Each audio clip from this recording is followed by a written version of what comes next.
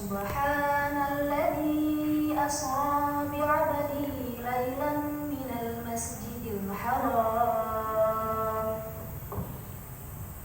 ilal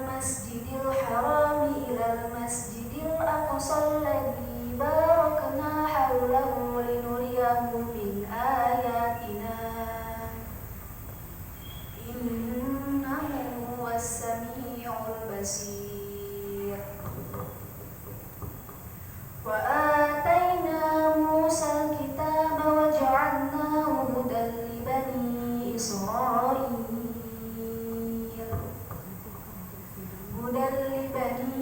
Israil alla tattakhidhu min duni wakila dzurriyyata man hamalna ma'a Nuh innahu kana 'abdan syakura.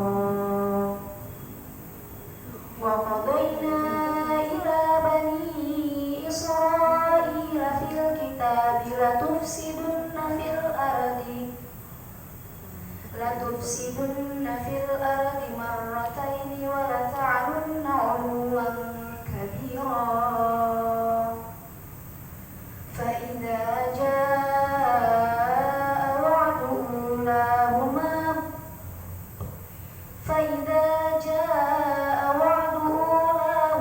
ba'athna 'alaykum 'ibadan lana uli ba'sin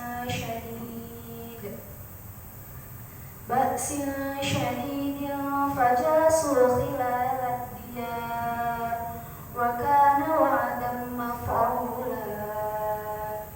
Thumma radadna lakumul karrata 'alayhim wa amdadnakum bi amwalin wa banina wa ja'alnakum aktsara nafira.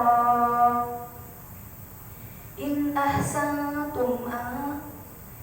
ahsantum li anfusikum wa in asa'tum falaha fa idza jaa wa'dul akhirati liyasu'u wujuhakum liyadkhulul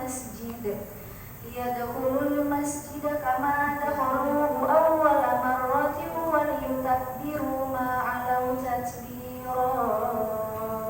Shadaqallahul 'azim.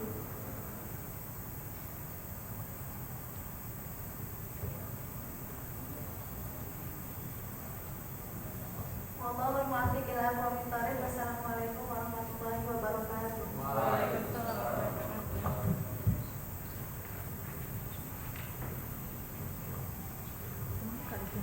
Shadaqallahul 'azim.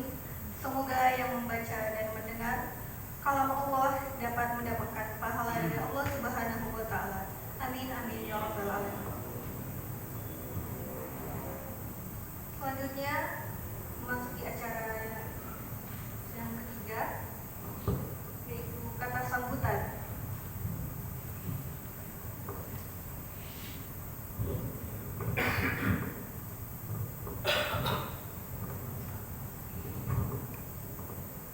Kata sambutan dari Ketua Pelaksana Sahabat Habib Faris Al-Ghifari. Kepadanya waktu dan tempat kami persilakan.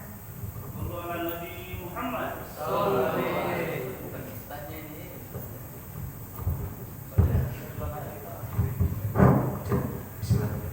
Assalamualaikum warahmatullahi wabarakatuh. Waalaikumsalam warahmatullahi wabarakatuh.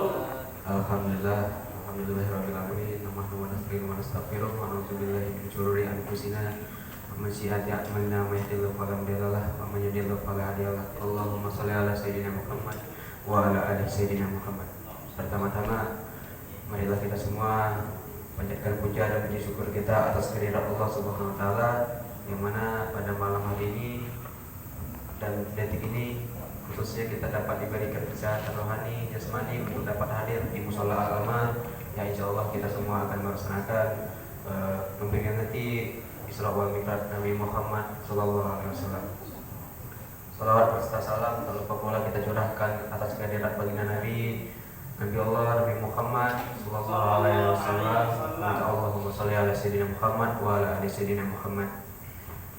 Sebelumnya saya selaku Ketua Pelaksana Isra wal Mi'raj Nabi Muhammad SAW, mengucapkan beribu terima kasih kepada sahabat-sahabati senior dan juga yang lain telah meluangkan waktunya untuk dapat hadir pada malam hari ini.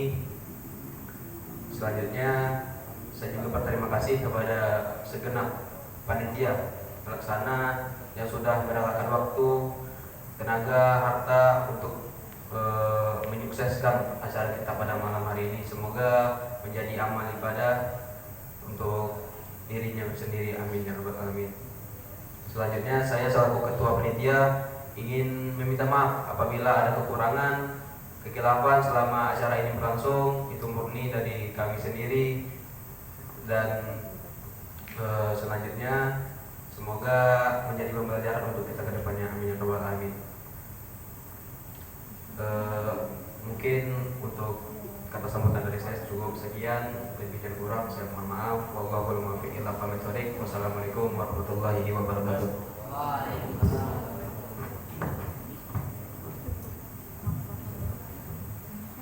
Acara selanjutnya sambutan dari Ketua PK PMI Universitas Riau Kepulauan, sahabat Syahril Gunawan Nasution.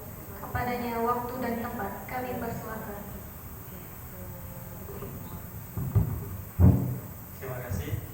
Assalamualaikum warahmatullahi wabarakatuh. Waalaikumsalam warahmatullahi wabarakatuh. Alhamdulillahirabbil alamin wa wassalatu wassalamu ala asyrofil anbiya'i wal mursalin wa ala alihi washabihi wasallam ajmain, amma ba'du.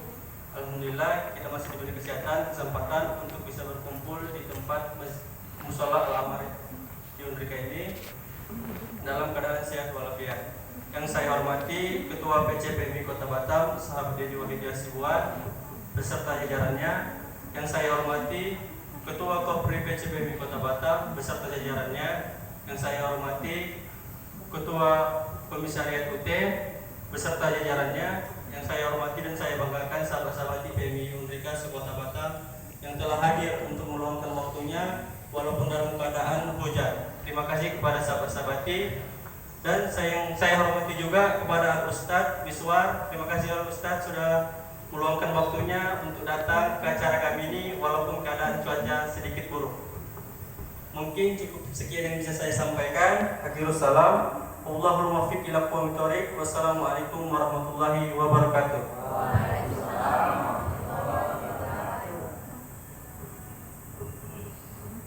Selanjutnya adalah tausiah agama dari Ustadz Miswar Ade Putra Hasibuan.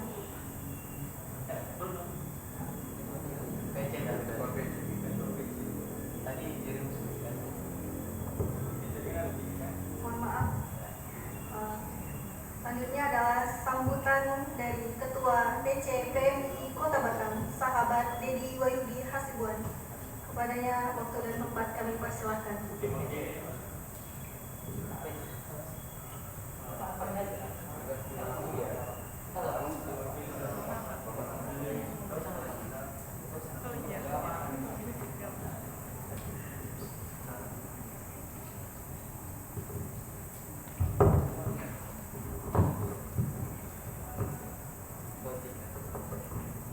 Bismillahirrahmanirrahim. Assalamualaikum warahmatullahi wabarakatuh. Alhamdulillahilladzi faddala bani Adam bil ilmi wal amal ala jami'il alam. Wassalatu wassalamu ala sayyidil arabi wal ajam wa ala alihi wa ashabihi ya nabiil ulumi wal hikam. Allahumma salli ala sayyidina Muhammad wa ala alihi sayyidina Muhammad. Amma ba'd, yang sama-sama kita hormati Al-Ustadz Miswar yang insyaallah akan memberikan tausiahnya untuk kita, nasihatnya untuk kita pada malam hari ini. Yang sama-sama kita hormati Ketua Umum Pergerakan Mahasiswa Islam Indonesia Kota Batam, sahabat Dedi Wahyudi Hasibuan, dan segenap jajaran pengurus PC berikut Kopri, dan yang kami hormati pula Ketua Pengurus Komisariat PMI Undrika, sahabat Syahril Dan berikutnya Ketua Pengurus Komisariat UT sahabat Rialdi dan segenap jajaran, dan yang kami banggakan yakni pelaksana kegiatan Isra wal Mi'raj Komisariat Undrika. Semoga Allah menjadikan apa yang telah kita laksanakan pada malam hari ini menjadi amal untuk para panitia dan khususnya untuk kita semua yang hadir. Amin amin ya rabbal alamin. Baik, saya di sini sebagai perwakilan daripada ketua cabang kita ingin menyampaikan beberapa hal. Yang pertama yakni apresiasi yang setinggi-tingginya kepada seluruh pengurus, khususnya Komisariat Undrika yang telah melaksanakan kegiatan ini. Walaupun bulan Rajab sudah lewat sebenarnya, tapi kami tetap mengapresiasi selaku pengurus cabang. Berikutnya pula masukan kita sebagai balon Nahdlatul Ulama, kader Nahdlatul Ulama yang bergerak di PMII harus mengetahui salah satu khas daripada kita yang membedakan kita dengan yang lainnya, yakni saat mengaji itu ada sholawat setelahnya. Ya, jadi kita itu harus menjadikan ini sebagai khas yang harus kita tampakkan di setiap kegiatan-kegiatan yang kita laksanakan. Salah satunya mungkin di kegiatan ini, tapi tadi tidak ada. Jadi setelah mengaji siapapun itu, kalau kita ditunjuk mengaji, kita selingkan sholawat setelahnya. Nah, itu yang membedakan kita sebagai kader Nahdlatul Ulama yang masih bergerak di PMII, harus menyelingkan sholawat kepada Nabi walaupun sholawatnya singkat. Allahumma sholli ala sayyidina Muhammadin wa ala alihi sayyidina Muhammad. Baru kita tutup. Wallahul muwaffiq ila aqwamit thoriq. Assalamualaikum warahmatullahi wabarakatuh. Nah, itu yang membedakan kita. Jadi ini masukan dan sebagai pengingat pula untuk kami sendiri sebagai kader PMII. Nah, jadi itu beberapa hal yang ingin kami sampaikan. Sekali lagi kami mengapresiasi yang setinggi-tingginya kegiatan ini. Kenapa? Karena walaupun sederhana, tapi ini menjadi salah satu kelas pembelajaran untuk kita, untuk membekali diri kita tentang keilmuan agama. Jangan hanya kita terus melaksanakan kegiatan yang sifatnya kaderisasi saja, tapi hal seperti ini yang sebenarnya juga harus digencarkan, lebih banyak dilaksanakan.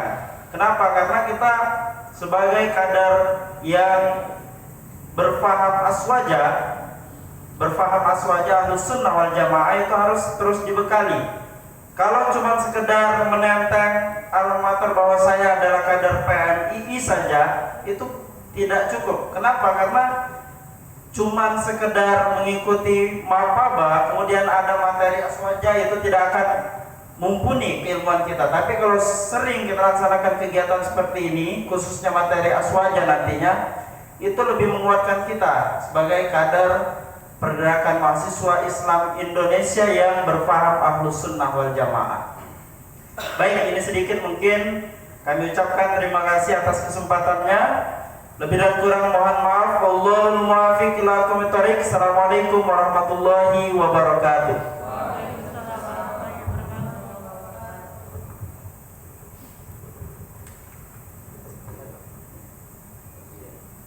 Selanjutnya adalah tausiah dari Ustadz Miswar Ade Putra Hasibuan.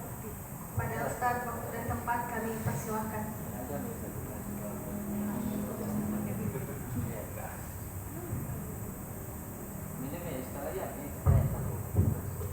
Assalamualaikum warahmatullahi wabarakatuh.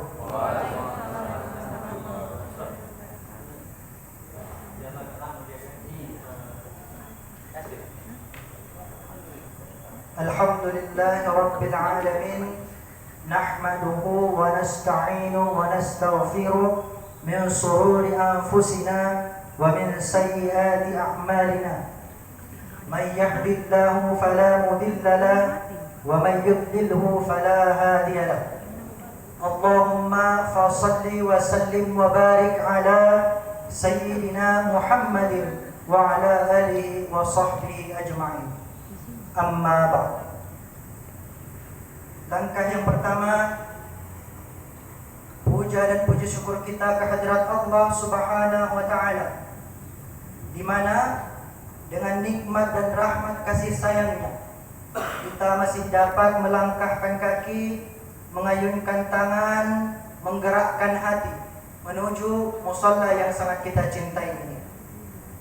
Yang kedua, salawat dan salam ke ruh junjungan alam, yakni Nabi besar Muhammad sallallahu alaihi wasallam, di mana nantinya syafaat beliaulah yang sangat kita harap-harapkan di hari yauma la yanfa'u malun wala banun illa man atallaha biqalbin salim, di mana nantinya tidak bergunanya lagi harta, tahta, jabatan, melainkan hati yang selamat menghadap wilayah Rabbi.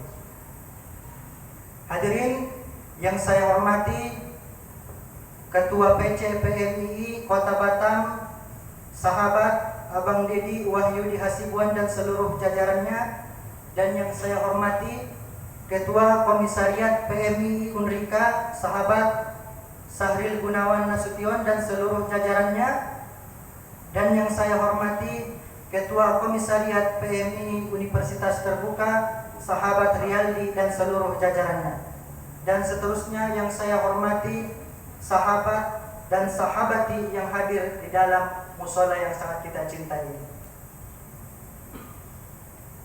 Adapun sedikit perkenalan dari saya, karena kata orang tak kenal maka kenalan,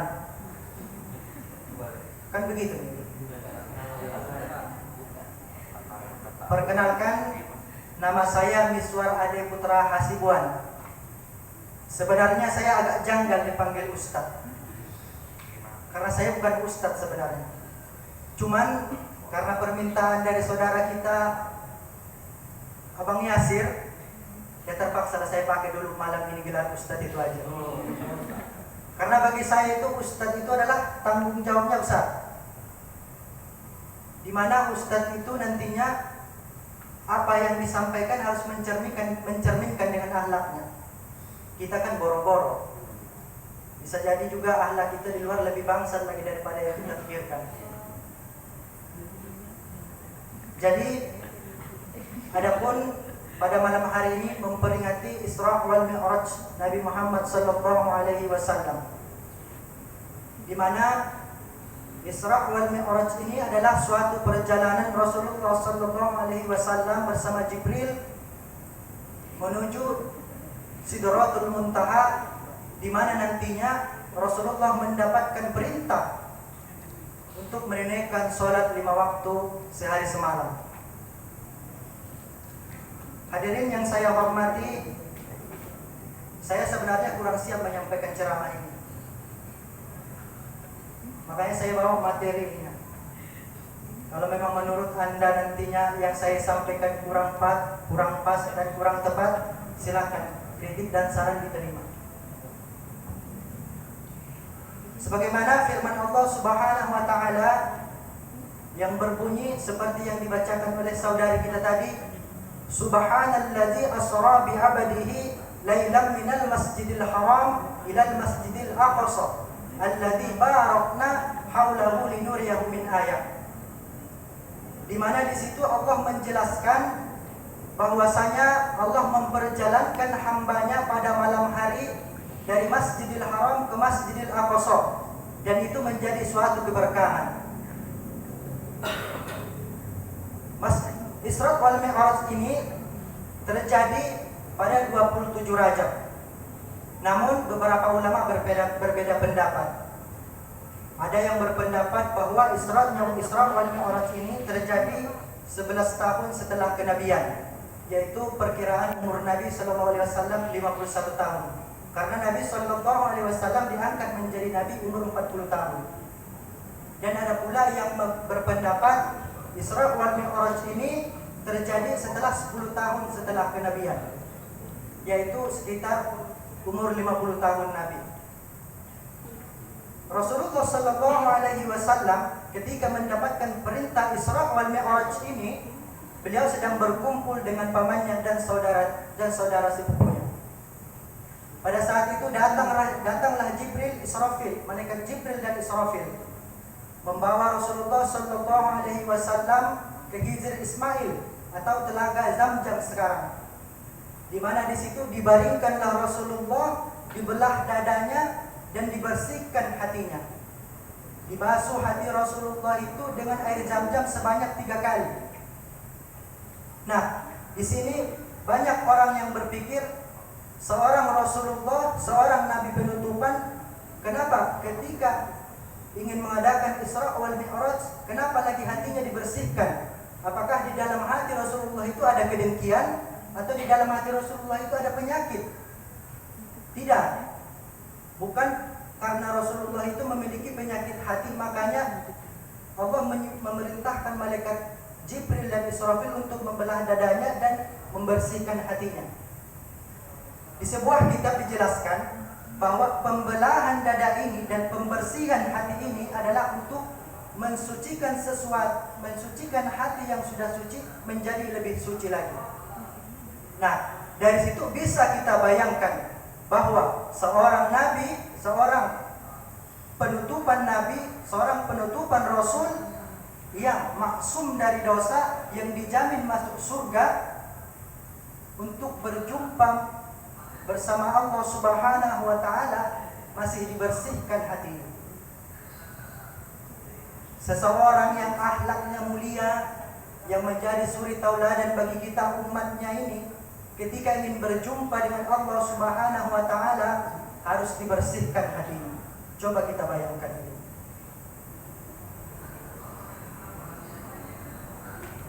Karena sifat-sifat yang dibersihkan dari hati Rasulullah itu bukan sifat dengki, bukan seperti sifat-sifat manusia pada saat sekarang ini. Sifat dengki, iri hati, sombong, dan banyak lagi sifat-sifat yang lainnya. Karena kalau kita lihat pada saat sekarang ini, yang lebih merajalela adalah penyakit hati, di mana bisa saja ketika saya duduk berdampingan dengan saudara Sahril, bisa saja saudara itu punya penyakit hati, punya iri dengan saya. Mungkin dipikirnya saya lebih ganteng gitu. Atau mungkin bisa saja ya banyak hal yang gak usah kita sampaikan lagi. Dan seterusnya juga dari pembersihan hati ini kita dapat menarik kesimpulan kepada diri kita sendiri, di mana pada zaman sekarang ini kebencian bisa disebar lewat mana saja. Kebencian ini berasal dari mana? Berasal dari hati. Makanya di dalam kitab Ihya Ulumuddin, Imam Al-Ghazali berkata yang kira-kira artinya seperti ini: selalu mintalah petunjuk pada hati dan ikutilah arahannya, meski orang di sekelilingmu memberi nasihat yang berbeda. Jadi dari kutipan Imam Al-Ghazali itu dapat kita simpulkan bahwa ketika kita ingin membuat suatu pendapat atau ketika kita ingin mencari suatu solusi, yang harus kita tanya dulu hati kecil kita.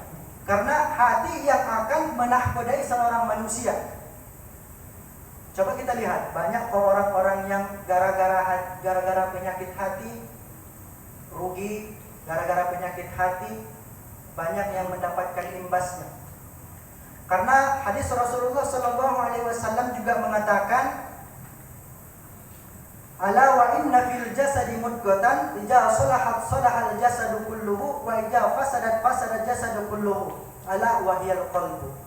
Perlu kita ketahui, di dalam diri seseorang itu ada segumpal daging, di mana daging ini apabila kita berpikiran baik atau apabila kita berbuat baik, maka baiklah seluruh jiwa itu. Dan apabila daging ini bersifat buruk atau berpikiran buruk, maka buruk juga lah perbuatan orang-orang itu. Dan dialah hati. Dan banyak juga di kalangan-kalangan kita ini, apalagi di kalangan pemuda-pemuda, remaja-remaja saat sekarang ini, yang menjadi permasalahan hati itu ada yang lebih baru, yaitu putus cinta. Gara-gara putus cinta, katanya hatinya sakit, hatinya perih. Jadi bersumber dari penyakit hati, bersumber dari sakit hati, kadang-kadang galau, gantung diri. Jadi ketika ada orang yang berpendapat seperti itu, ketika dia merasakan sakit hati, katanya dunianya udah gak terarah lagi. Seolah-olah sakit patah hati yang dirasakan itu adalah menjadi akhir dari sebuah perjuangannya. Jadi orang-orang yang seperti ini adalah termasuk goblok ditolong. Hadirin yang saya rahmati, hadirin yang dirahmati oleh Allah Subhanahu wa taala, setelah terjadinya pembelahan dada dan pembersihan hati yang dilakukan oleh malaikat Jibril dan Israfil, maka didatangkan oleh malaikat Jibril lah buraq, di mana kata para ulama buraq ini adalah lebih besar daripada himar dan lebih kecil daripada kuda. Dan ketika Rasulullah sallallahu alaihi wasallam ingin menaiki buraq ini meronta sampai Rasulullah ingin terjatuh. Dan pada saat itu datang Jibril memegang wajah buraq itu dan berkata, "Wahai buraq, sungguh tidak malukan engkau? Tidak ada seorang makhluk pun yang diciptakan oleh Tuhanmu yang lebih mulia daripada Nabi Muhammad sallallahu alaihi wasallam yang akan menaikimu." Seketika buraq itu gemetar dan lalu menunduk dia, sehingga Rasulullah sallallahu alaihi wasallam mudah untuk menaiki buraq itu. Dan seketika terjadilah perjalanan Isra. Perlu kita ketahui, Isra wal Mi'raj itu adalah dua kategori, di mana Isra adalah perjalanan dari Masjidil Haram ke Masjidil Aqsa yang di Palestina. Sedangkan Mi'raj itu adalah perjalanan dari Masjidil Aqsa ke Baitul Maqdis atau Lauhil Mahfuz. Jadi ketika Rasulullah sallallahu alaihi wasallam dan malaikat Jibril bersama Israfil berangkat menuju Masjidil Aqsa, mereka ketika sampai di Madinah, di Bukit Tursina, dan sampai di Masjidil Aqsa, di perjalanan ini mereka menemui beberapa hal. Di antaranya Rasulullah sallallahu alaihi wasallam melihat orang-orang yang bercocok tanam. Kalau diistilahkan sama kita itu ada orang yang menanam padi yang sangat hijau. Pada saat itu terheran Rasulullah. Dia bertanya kepada Jibril, "Siapakah orang-orang ini wahai Jibril?" Lalu Jibril menjawab, "Mereka adalah orang-orang yang selalu berbuat baik dan selalu menginfakkan sebagian harta mereka." Dan seterusnya perjalanan mereka berlanjut. Rasulullah seketika mencium bau yang sangat harum. Rasulullah pun terheran, "Ya Jibril, bau apakah ini?" Jibril menjawab, "Ini adalah bau harumnya Masitoh dan keluarganya, seorang pelayan istrinya Fir'aun yang pada saat itu dipaksa untuk mengakui Fir'aun sebagai Tuhannya. Dan pada saat itu Masitoh lebih memilih direndam pakai air panas yang mendidih daripada mengakui Fir'aun sebagai Tuhannya." Nah, dari cerita Masitoh juga bisa kita tarik untuk masa-masa sekarang ini, di mana persaingan politik, persaingan untuk memperebutkan suatu jabatan itu bisa dihalalkan dengan segala cara. Bisa kita tarik beberapa kebaikan, beberapa ikhtibarnya dari cerita Masitoh ini, di mana dia rela melompat ke air yang mendidih hanya demi mempertahankan pendapatnya sendiri. Selanjutnya Rasulullah sallallahu alaihi wasallam ketika melanjutkan perjalanan, Rasulullah melihat segolongan manusia, di mana golongan-golongan ini mereka memukul kepala mereka sampai berdarah dan utuh kembali. Begitu aja berulang-ulang, dipukul utuh kembali, dipukul utuh kembali. Rasulullah bertanya, siapakah orang-orang itu wahai Jibril? Mereka adalah orang-orang yang sengaja menunda-nunda waktu sholat, dan mereka lebih memilih waktu sholat itu di akhir waktu sholat. Itu di akhir, belum lagi meninggalkan. Seterusnya Rasulullah SAW berjalan dari Masjidil Haram ke Masjidil Aqsa. Banyak peristiwa-peristiwa yang dilihat oleh Rasulullah SAW, baik seperti orang-orang yang membopong kayu yang besar. Orang-orang yang membopong kayu yang besar ini adalah orang-orang yang tidak bisa membuat jabatannya itu berpengaruh terhadap Islam itu. Orang-orang yang mempunyai jabatan tapi tidak dilakukan secara yang terstruktur dalam organisasi itu. Seterusnya ada juga orang-orang yang dilihat Rasulullah itu dari dalam mulutnya itu keluar lembu yang sangat besar. Rasulullah bertanya, apakah itu Jibril? Jibril menjawab, itu adalah orang-orang yang suka membicarakan aib-aib saudaranya. Jadi azab yang sudah disediakan oleh Allah Subhanahu wa taala diperlihatkan oleh Allah kepada Rasulullah bagi orang-orang, kalau bahasa sekarangnya, ghibah. Orang-orang yang suka ghibah itu nanti dari mulutnya keluar onta lembu yang sangat besar. Setelah Rasulullah SAW sampai ke Masjidil Aqsa, Rasulullah bertemu dengan para nabi-nabi terdahulu dan melaksanakan sholat 2 rakaat yang diimami oleh Rasulullah SAW.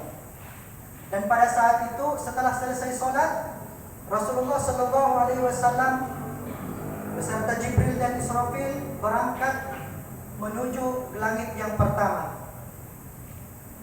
Jadi dalam peristiwa ini banyak orang yang berpendapat Mi'raj itu adalah ilusi, karena mereka menggunakan akal logika saja. Karena di dalam agama Islam itu kan kita wajib mempercayai yang gaib dan yang nyata. Jadi ketika orang berbicara tentang logika, perjalanan Mi'raj ini adalah satu hal yang tidak akan mungkin. Jadi para ulama menjelaskan, kalau kita berbicara tentang logika, ibaratkannya seperti ini. Ada seekor semut yang menempel di satu buah. Buah ini akan dibawa ke Jakarta. Misalkannya buah ini dari Medan dibawa ke Jakarta. Terus setelah semut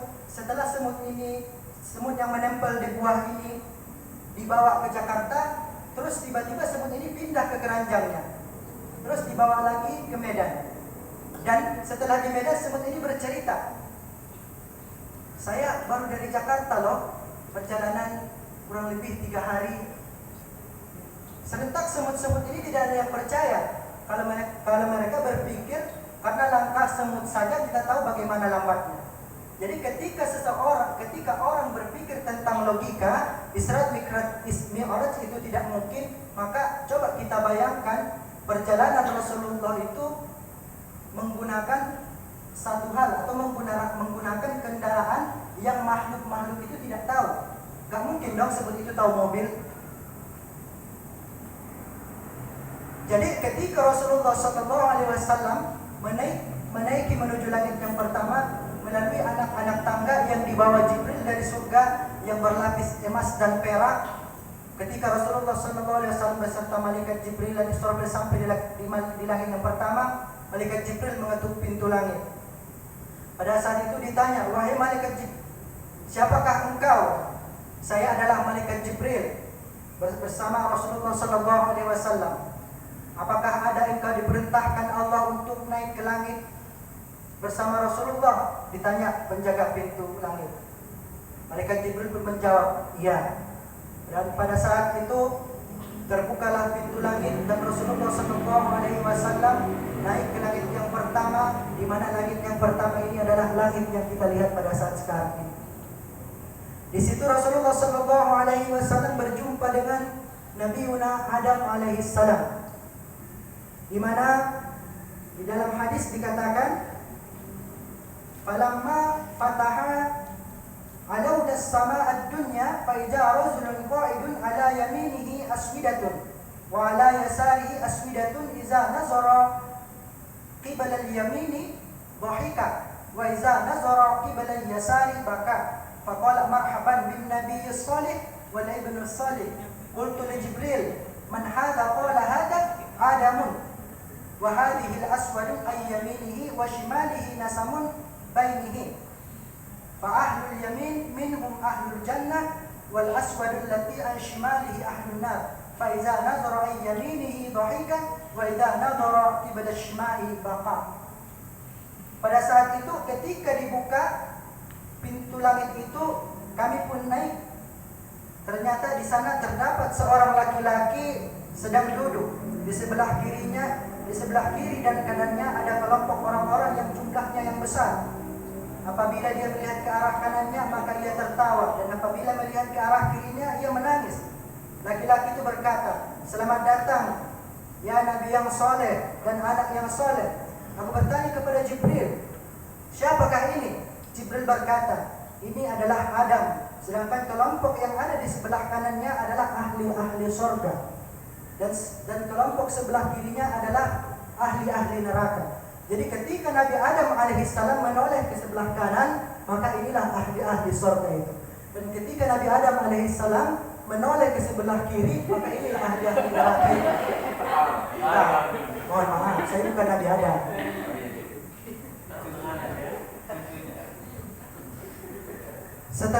Setelah bertemu dengan Nabi Adam alaihissalam, maka Rasulullah melanjutkan perjalanannya ke langit yang kedua. Di mana di langit yang kedua Rasulullah berjumpa dengan Nabi Isa dan Nabi Yahya, berjumpa dengan Nabi Isa dan Nabi Yahya, dan langit yang ketiga berjumpa dengan Nabi Yusuf alaihissalam. Ke langit yang keempat berjumpa dengan Nabi Harun alaihissalam. Ke langit yang kelima berjumpa dengan Nabi Musa. Ke langit yang kelima berjumpa dengan Nabi Harun alaihissalam. Dan ke langit yang keenam berjumpa dengan Nabi Musa alaihissalam. Dan ke langit yang ketujuh berjumpa dengan Nabi Ibrahim alaihissalam. Ketika perjalanan dari langit kedua ke langit keempat, dari langit kedua sampai ke langit kelima, Rasulullah bertemu dengan para nabi-nabi itu, dan Rasul-Rasul itu berjumpa seolah-olah dua orang sahabat yang sangat dekat, seolah-olah bertemu kasih sayang. Namun ketika bertemu dengan Nabi Musa alaihissalam, Nabi Musa sontak menangis tiba-tiba. Lantas Nabi Muhammad SAW bertanya, "Wahai Nabi Musa, kenapa engkau menangis? Apa yang membuat kedatangan saya membuatmu sedih?" Nabi Musa alaihissalam menjawab, "Yang membuat saya sedih adalah karena ketika saya melihat umat saya, padahal umur saya panjang, lebih sedikit daripada umatmu yang umurnya sedikit." Jadi dari sejarah singkat Nabi Musa alaihissalam kan kita tahu bahwa umur Nabi Musa itu adalah salah satu umur Nabi yang paling panjang. Dan dari mukjizat yang dimiliki oleh Nabi Musa alaihissalam, Nabi Musa adalah salah satu Nabi yang memiliki mukjizat yang sangat kuat. Jadi Nabi Musa alaihissalam berpikir, dia seorang nabi yang kuat dan tangguh saja hanya bisa menggerakkan umatnya sedikit. Sedangkan Nabi Muhammad alaihissalam yang umurnya hanya 64 tahun memiliki pengikut umat yang lebih banyak darinya. Seterusnya Rasulullah SAW melanjutkan perjalanannya ke langit yang ketujuh, di mana di langit yang ketujuh ini Rasulullah berjumpa dengan Nabi Ibrahim alaihissalam. Ketika Rasulullah SAW berjumpa dengan Nabi Ibrahim menyambut Nabi Muhammad SAW seolah-olah menyambut seorang anak yang baru pulang dari rantau. Ketika Nabi Muhammad SAW datang dan disambut oleh Nabi Ibrahim menyuguhkan 3 minuman. Yang pertama khamar, kalau diistilahkan sekarang itu kasbeh. Yang kedua air susu. Yang ketiga air madu.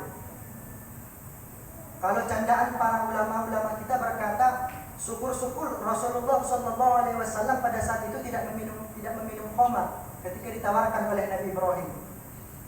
Kalau sempat Rasulullah SAW meminum khamar, umat-umatnya ini ketika sholat oyong. Dan pada saat itu Rasulullah SAW meminum air susu. Dan Nabi Ibrahim alaihissalam memberikan selamat kepada Nabi Muhammad SAW. Selamat, pilihanmu adalah pilihan yang tepat, kata Nabi Ibrahim alaihissalam. Seolah-olah seorang ayah meminta pendapat kepada anaknya, mana yang kamu pilih. Jadi Rasulullah SAW pada saat itu meminum air susu. Setelah Rasulullah SAW bertemu dengan Nabi Ibrahim, perjalanan berlanjut ke Sidratul Muntaha, di mana Sidratul Muntaha ini adalah nantinya tempat tawafnya para malaikat. Di situ di Sidratul Muntaha Nabi Muhammad SAW diajak berkeliling. Diistilahkan pada saat sekarang ini, orang yang datang ke pos kita ajak jalan-jalan untuk melihat mana itu jembatan Barelang, mana itu WTB, mana itu Nagoya, mana itu BCA. Jadi pada saat itu Jibril alaihissalam membawa Rasulullah SAW berkeliling mengitari Baitul Maqmur. Baitul Maqmur adalah satu tempat di mana para malaikat tawaf. Kalau para manusia, umat manusia kan tawaf di Masjidil Haram. Kalau para malaikat itu tawaf di Baitul Maqmur. Ada ulama mengatakan Baitul Maqmur itu posisinya di langit, di Sidratul Muntaha itu pas di atas Ka'bah itu sejajar ke atas. Jadi mungkin bisa benar bisa tidak kalau kita pernah melihat ada penampakan cahaya putih di atas Ka'bah. Dulu zaman-zaman 90-an ada kalau salah yang udah lahir. Seterusnya Rasulullah SAW berjalan mengelilingi sorga, melihat keindahan-keindahan sorga. Ketika Rasulullah SAW ingin memasuki pintu sorga, di atas pintu sorga itu tertulis, alangkah luar biasanya seorang manusia yang mampu membayar hutangnya. Jadi sontak Nabi Muhammad SAW. Jadi dari ungkapan Rasulullah SAW itu dikutip oleh para ulama. Kenapa yang tertulis di pintu sorga itu adalah hutang? Kenapa bukan amal-amal yang lain? Kenapa bukan sholat? Kenapa bukan puasa? Kenapa bukan haji? Jadi para ulama menjelaskan bahwasanya membayar hutang itu adalah hal yang sangat sulit sebenarnya. Jadi orang-orang yang sanggup membayar hutang adalah orang-orang yang sangat luar biasa. Karena orang yang membayar hutang, dia meminjam atau berhutang pasti karena butuh. Jadi ketika dia butuh, dia meminjam, dan ketika dia sudah punya, padahal dia ada kebutuhan lain, tetapi karena dia tahu itu hutangnya, dia bayarkan. Jadi kalau saudara-saudara di sini ada yang merasa punya hutang sama saya, nanti kita bicarakan itu. Hadirin jamaah yang dirahmati oleh Allah Subhanahu wa taala, setelah Rasulullah SAW berkeliling mengelilingi keindahan sorga, Rasulullah diajak mengelilingi melihat bagaimana siksaan dan azab yang ada di neraka. Di dalam neraka itu Rasulullah SAW melihat berbagai macam siksaan dan berbagai macam azab yang ditimpakan kepada mereka. Ada orang yang menindih kepalanya sendiri, ya seperti buku-buku azab yang kita lihat itu. Kurang lebih seperti itu siksaan-siksaan yang ada. Setelah Rasulullah SAW mengelilingi dan berjalan-jalan di Sidratul Muntaha, maka tibalah di mana Rasulullah SAW menuju Arash atau laut, di mana disitulah Nabi Muhammad SAW akan menerima perintah salat itu. Ketika pintu Arash diketuk, Rasulullah Sallallahu Alaihi Wasallam masuk sendirian. Malaikat Jibril dan Israfil tidak ikut masuk. Pada saat itu pertemuan Nabi Muhammad Sallallahu Alaihi Wasallam dengan Allah Subhanahu Wa Taala, Allah memerintahkan kepada Nabi Muhammad untuk melaksanakan sholat 5 waktu itu 50 waktu. Pada saat itu Rasulullah Sallallahu Alaihi Wasallam, para ulama mengatakan Rasulullah tidak ada minta toleransi. 50 waktu, ya 50 waktu. Jadi ketika itu Rasulullah tidak mendapatkan perintah 50 waktu, Rasulullah turun, dan ketika Rasulullah sampai kepada langit yang ke-6, Rasulullah ditanya oleh Nabi Musa, "Wahai Nabi Muhammad, berapa perintah sholat yang diperintahkan Allah kepadamu?" katanya. Nabi menjawab, 50 waktu. "Oh jangan. Kami saja umatnya yang besar, kekal, gagah, tidak akan sanggup melaksanakan itu. Apalagi umatmu yang kecil-kecil dan umurnya sangat pendek. Coba minta lagi kepada Allah, minta ampunan kepada Allah supaya diturunkan perintah salat itu." Rasulullah SAW bolak-balik sampai akhirnya salat itu menjadi 5 waktu. Dan pada saat itu ketika Allah telah memerintahkan 5 waktu, Nabi Musa masih berkata, "Oh tidak, itu masih belum cukup, kalian tidak akan sanggup," kata Nabi Musa alaihissalam. Dan pada saat itu Rasulullah SAW berkata, "Tidak, wahai Nabi Musa, saya sudah malu meminta kepada Allah. Biarlah 5 waktu ini saya sampaikan kepada umat saya." Dan akhirnya 5 waktu itu dibawalah ke bumi, dan pada saat itulah dimulainya diwajibkan umat Islam itu sholat 5 waktu sehari semalam. Jadi kalau kita pikir-pikir di kehidupan kita sekarang ini, sholat 5 waktu itu adalah sudah satu hal yang luar biasa. Coba kita bayangkan, sholat 50 waktu sehari semalam. Bentar-bentar sholat. Jadi mungkin ketika Nabi Muhammad SAW tidak dicegat oleh Nabi Musa, maka umat Islam sampai saat sekarang ini akan melaksanakan sholat 50 waktu sehari semalam. Jadi begitu cintanya Rasulullah SAW kepada umatnya. Salah satu bukti cintanya itu yaitu dari 50 waktu dikorting jadi 5 waktu. Hadirin yang dirahmati oleh Allah Subhanahu wa taala. Jadi perjalanan Isra wal Mi'raj ini intinya adalah perintah diwajibkannya sholat 5 waktu kepada umat muslimin. Jadi kalau kita berpikir menunaikan sholat 5 waktu itu adalah hal yang sangat berat, itu sangat luar biasa menurut saya. Karena sholat 5 waktu ini, karena di dalam rukun Islam juga sholat 5 waktu adalah rukun yang kedua, di mana yang pertama syahadat, di mana syahadat ini adalah, kalau kita istilahkan satu bangunan, adalah fondasinya.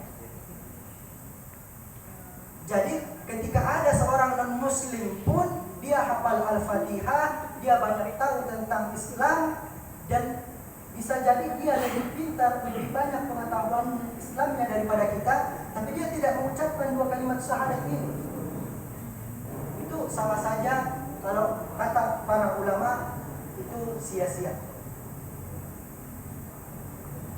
Karena Islam itu fondasinya adalah syahadat ini.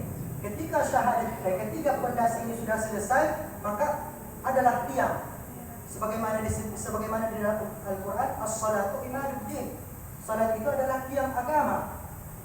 Jadi ibaratkannya fondasi syahadat itu adalah fondasinya, dan salat itu adalah tiangnya yang akan menopang atap nantinya. Seterusnya ada zakat, salat, dan haji bagi yang mampu. Jadi ibaratkannya setelah fondasi dan tiang sudah siap, itu sudah 2 keislaman yang kita lakukan.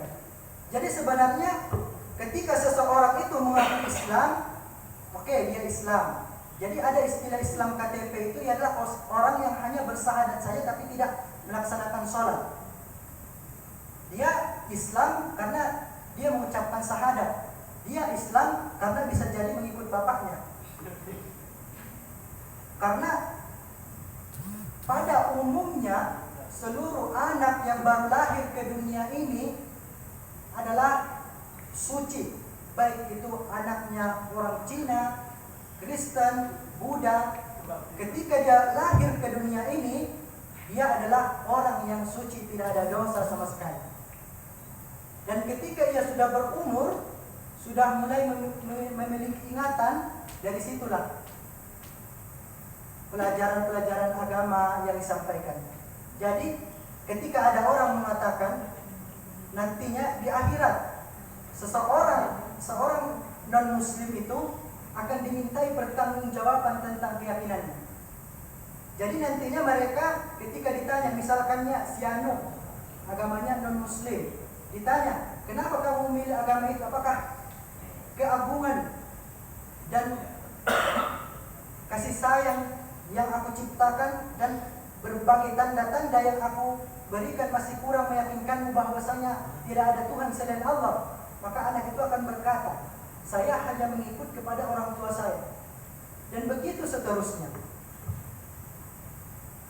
Jadi di situ adalah peran penting seorang orang tua. Jadi apabila nanti saudara Yasir sudah menikah, mempunyai anak, anaknya pun nanti banyak, 11. Jadi nantinya tanamkan keislaman itu. Jadi saya sebenarnya kurang sependapat. Ketika ada orang yang baru menikah, mempunyai anak, anaknya baru bisa jalan, dikasih main HP, nonton kartun, dan segala macam. Dari pribadi saya sendiri, saya kurang setuju. Dikasih lato-lato lagi. Dari pandangan saya sendiri, saya kurang setuju sebenarnya. Cuman kembali lagi kepada diri masing-masing. Hadirin yang dirahmati oleh Allah Subhanahu wa taala. Seterusnya, setelah Rasulullah SAW menyampaikan sholat itu wajib 5 waktu sehari semalam, maka pada saat itulah umat-umat Islam melaksanakan sholat 5 waktu sehari semalam. Jadi janganlah lagi kita gak sholat, ya kan? Karena sholat ini adalah salah satu hal yang menunjukkan kalau kita itu seorang muslim. Kalau kita nggak sholat, tiba-tiba azan, kita masih nongkrong-nongkrong sama kawan-kawan kita. Tahu-taunya kawan kita ini non-muslim, kita santai-santai juga. Jadi kawan orang yang tidak kenal dengan kita, ketika yang di samping ini dia kenal, kita dia nggak kenal, dilihat dia azan tapi kita nggak datang, non-muslim kali. Karena hadis-hadis yang menjelaskan juga tentang orang-orang yang tidak melaksanakan sholat ini, summa nauzubillah min dzalik. Ada sebuah kisah di mana seorang wanita ahli ibadah, dalam seumur hidupnya pengakuan dari orang tuanya, dia tidak pernah meninggalkan sholat waktu kecuali satu, yaitu sholat subuh. Dan itu pun masih dia qada. Ada yang tahu istilah qada? Qada itu sebenarnya bukan hal yang baik. Qada itu boleh dilaksanakan ketika seseorang itu memang, contoh yang paling susah subuh. Ketika dia memang ketika azan sudah berkumandang, dia tidak sadar sama sekali. Kata kuncinya dia tidak sadar sama sekali. Bukan berarti ketika dia sudah bangun ditengok dia, misalkannya azan subuh jam berapa? Nampakkan ya Ustaz? Jam sekitar jam 4 kurang, jam 5 kurang. 4:49. Jadi ketika dia lihat 4:49, ketika bangun dia sebelum 4:49, tengok dia 4:30, sedikit lagi. Tiba-tiba kebangunnya itu jam 7 pagi. Itu sebenarnya tidak termasuk orang-orang yang boleh mengqada sholat, tidak boleh mengganti sholat. Jadi seorang wanita ini, dia hanya meninggalkan sholat subuh sekali itu saja di dalam seumur hidupnya. tetapi sudah dia kodok. Dan ketika pada saat itu dimakamkan, ketika dia sudah wafat dimakamkan, entah bagaimana ceritanya, keluarganya ingin membongkar kuburannya ini karena ada sesuatu hal. Dan ketika dibongkar, dilihat papannya itu sudah acak-acakan, mukanya itu sudah hitam seperti terbakar. Jadi pada saat itu orang-orang bertanya, setahu mereka perempuan ini adalah ahli ibadah. Jadi ibunya menjelaskan, saya tidak pernah melihat anak saya ini meninggalkan sholat kecuali sholat subuh, dan itu pun sudah dia qada. Jadi coba kita bayangkan, seorang ahli ibadah hanya meninggalkan satu waktu sholat saja, azabnya sudah seperti itu. Baru dimasukkan ke liang lahat, azabnya sudah seperti itu. Bagaimana kita yang kadang-kadang sholat subuhnya jam 7, kadang-kadang sholat isya-nya enggak, apalagi sholat zuhurnya, kadang-kadang sholat asarnya lupa. Syukur-syukur sholat maghrib.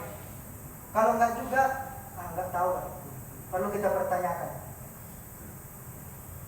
Di dalam sebuah hadis, di dalam kitab Qurratul Uyun, ada sebuah penjelasan tentang orang-orang yang meninggalkan sholat ini. Barang siapa yang menyepelekan sholat, menggampangkan sholat, maka Allah akan menyiksanya dengan 15 macam siksaan. 6 siksaan di dunia, 3 siksaan ketika menjelang mati, 3 siksaan di alam kubur, dan 3 siksaan ketika keluar dari alam kubur. Itu baru siksaan sholat. Belum lagi amalan ibadah yang lain. Belum lagi seperti tadi menggibah, iri hati, dengki. Itu baru satu siksaan. Baru hanya sholat. Belum lagi hal-hal yang lain seperti durhaka kepada orang tua. Adapun 6 macam siksaan yang dijelaskan di dalam kitab Qurratul Uyun itu, Allah akan menghilangkan keberkahan dari umurnya. Tanda kesolehannya akan dihapus, semua amalnya tidak akan diberi pahala. Allah tidak akan mengangkat doanya ke langit. Semua makhluk di dunia akan menyepelekannya. Dia tidak akan mendapatkan bagian doa-doa orang yang soleh. Saya jujur, di antara yang saya sebutkan tadi, saya pernah mengalaminya. Bukan berarti karena saya di sini sebagai penyampai materi, saya adalah orang yang baik. Seperti yang saya bilang tadi, mungkin ada perbuatan atau akhlak saya itu yang lebih buruk daripada yang kita bayangkan. Cuman itulah kasih sayang Allah kepada kita. Dia menutupinya serapat-rapat mungkin. Karena menutupi aib itu adalah satu kewajiban diri pribadi. Dan ada pun satu penjelasan dari guru saya, ini mohon maaf kepada cewek-cewek. Guru saya pernah menyampaikan seperti ini. Dan ketika kamu ingin melamar seorang wanita dan kamu memiliki masa kelam yang buruk, dan kamu khawatir ketika kamu menyampaikan ini dia akan pendapatnya akan goyah, istilahnya dia akan bimbang, ya, maka kamu wajib menutupi aibmu itu. Jadi begitu sangat perlunya kita menutupi aib. Bukan seperti saat sekarang ini udah Allah kasih hal-hal kebaikan untuk menutupi aib itu, kadang-kadang orang itu sendiri yang membukanya. Seperti yang joget-joget di TikTok itu sih.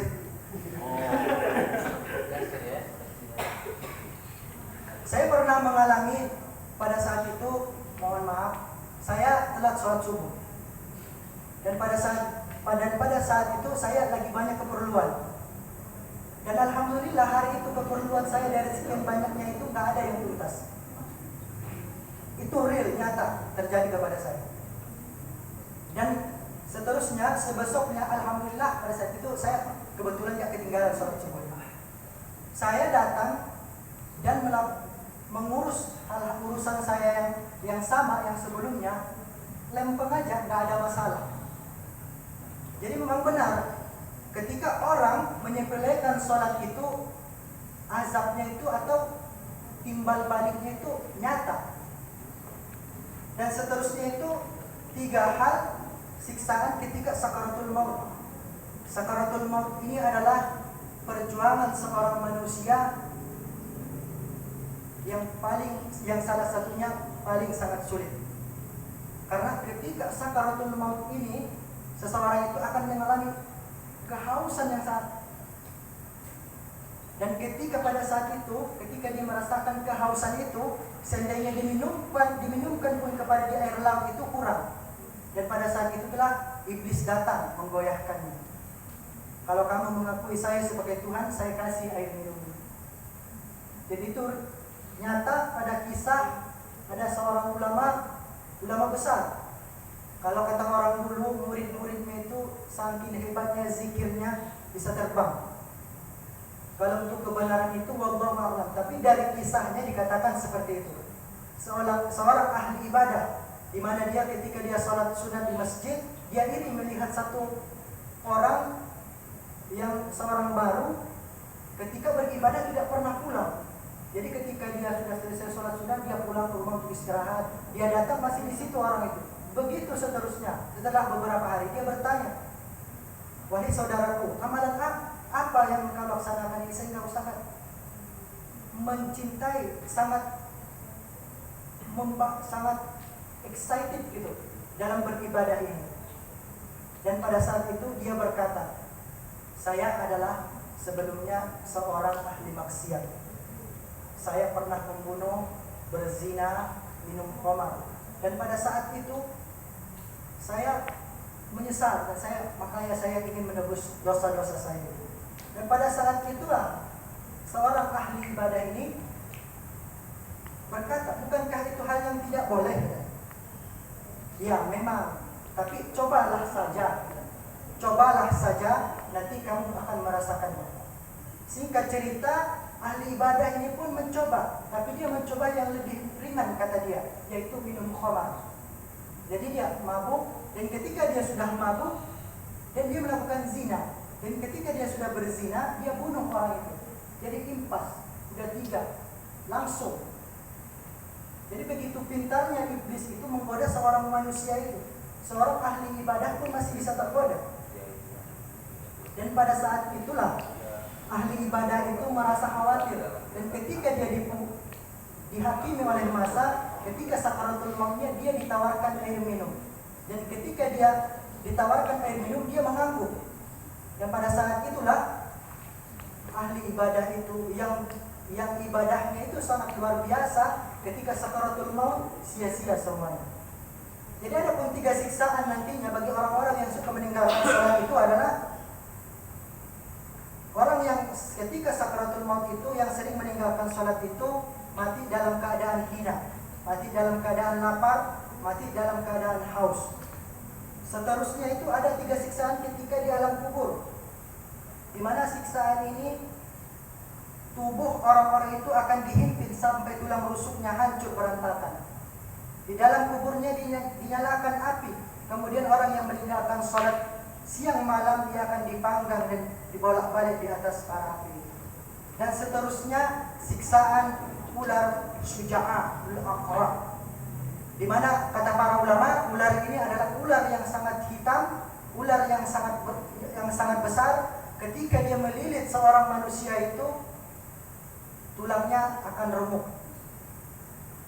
Jadi hadirin jamaah yang dirahmati oleh Allah Subhanahu wa taala, dari kisah Isra wal Mi'raj ini diwajibkannya salat, diperintahkannya salat kepada kita, memberikan pelajaran bahwa untuk mencapai salat itu 5 waktu bukanlah hal yang mudah. Maka marilah kita introspeksi diri, apakah kita seorang yang mengaku pengikut Nabi Muhammad sallallahu alaihi wasallam masih wajar ketika kita tidak melaksanakan salat.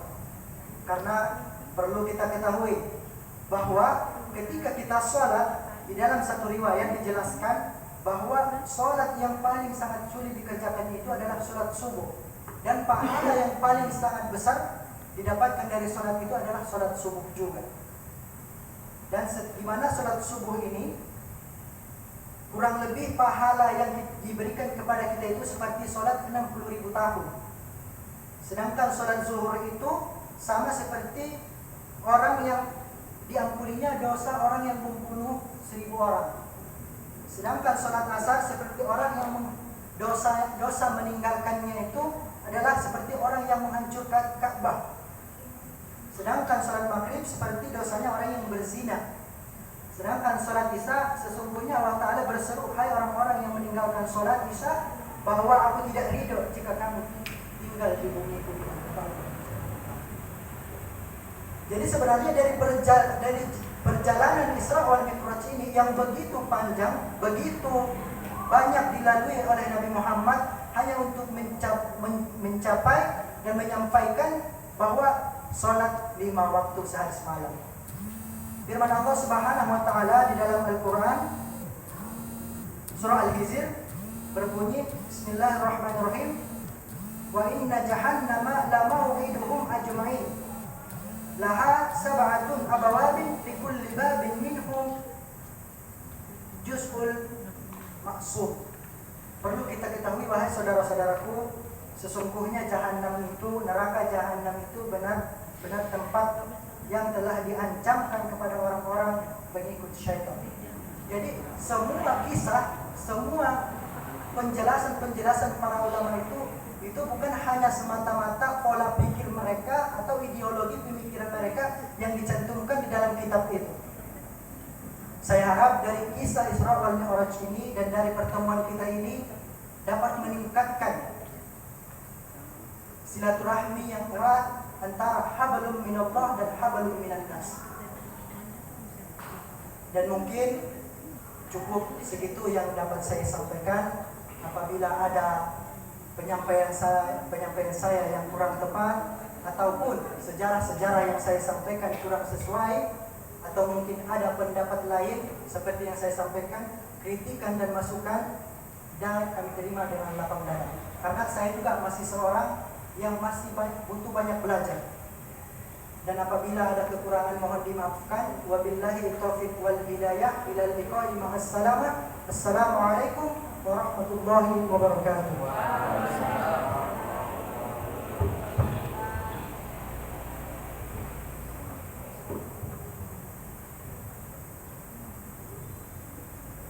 Baiklah, adapun kesimpulan dari ceramah Ustadz kita pada malam hari ini adalah Isra Mi'raj ini memperingatkan kita bahwa kita wajib melaksanakan sholat 5 waktu. Yang awalnya itu adalah 50 kali. Sekarang kita bisa melaksanakannya hanya 5 kali, hanya 5 waktu. Maka dengan kita memperbaiki sholat kita, maka iman kita juga akan tidak digoyahkan, yaitu dengan tadi adanya penyakit hati yang dapat merusak iman kita dan juga perilaku kita dalam kehidupan sehari-hari.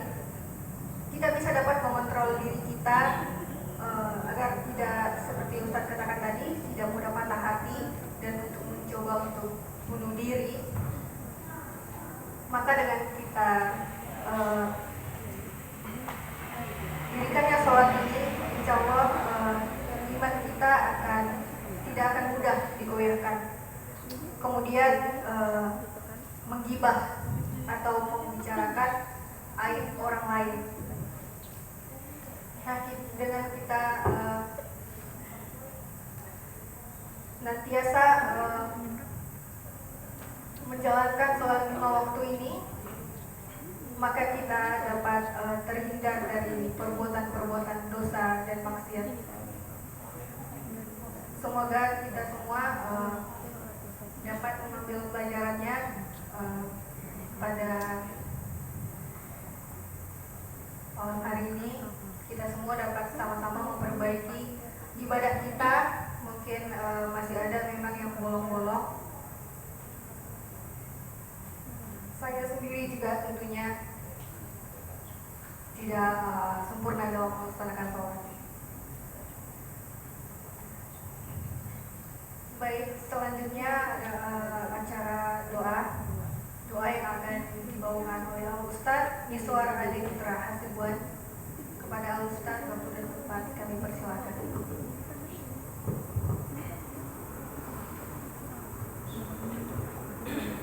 Al-Fatihah.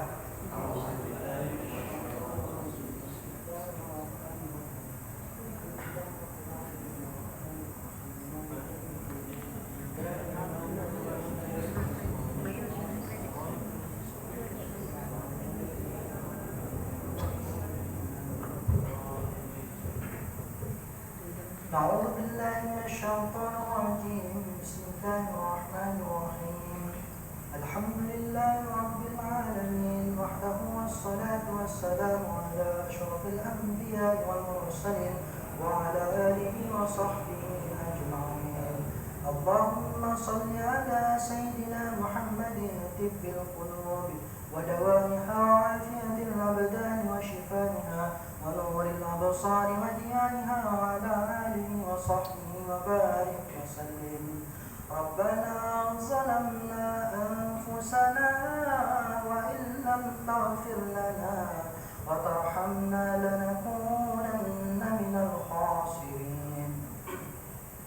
اللهم اغفر لنا ذنوبنا ولوالدينا وارحمهما كما ربيانا صغيرا، ولجدنا ولجداتنا ولمشايخنا ولأساتذتنا ولمن حضرنا ولمن غاب عنا، واغفر لنا ولهم برحمتك يا أرحم الراحمين. اللهم ببركتنا هذا اللهم أنزل الرحمة والنعمة والصحة في قلوبنا، وخصوصا يا الله في هذا الجماعة. اللهم أنزل الرحمة والنعمة والصحة في قلوبنا، وخصوصا يا الله إلى PMI. اللهم أحيينا بالإيمان وأمتنا بالإيمان واحشرنا بالإيمان وادخلنا الجنة مع الأبرار. ربنا آتنا في الدنيا حسنة وفي الآخرة حسنة وقنا عذاب النار. وصلى الله على سيدنا محمد وعلى آله وصحبه وسلم. بفضلك سبحانك ربك رب العزة عما يصفون، وسلام على المرسلين والحمد لله رب العالمين.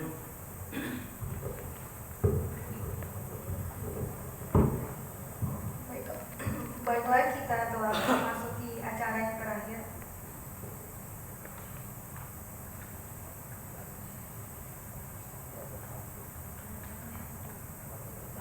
Saya selaku moderator mohon maaf atas kesalahan dan kehilapan saya. Saya selaku MC pada malam hari ini pamit undur diri. Wabillahi taufiq ila aqwamit thoriq. Assalamualaikum warahmatullahi wabarakatuh. Waalaikumsalam warahmatullahi wabarakatuh. Selanjutnya sesi foto bersama. Majulah yang dulu ikut kopinya dulu. Pakai gaya. Biar yang ini. Mukanya aja dulu. Duduk kan Pak, ada sejadah.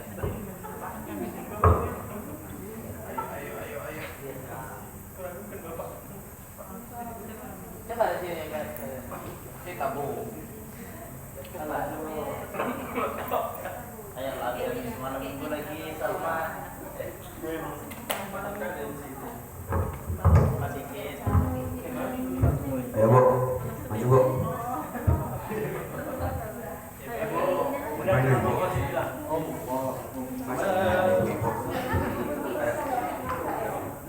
Ayo terus. Ini anak besar kita.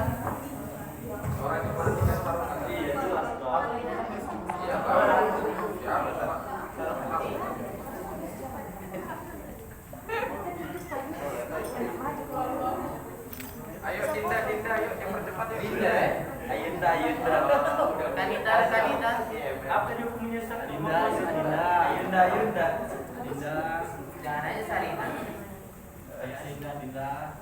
Ini orang saya masih hebat. Rizka, aku matiin video. Matikan lah. Kalau biar kan foto bersama Pak. Ini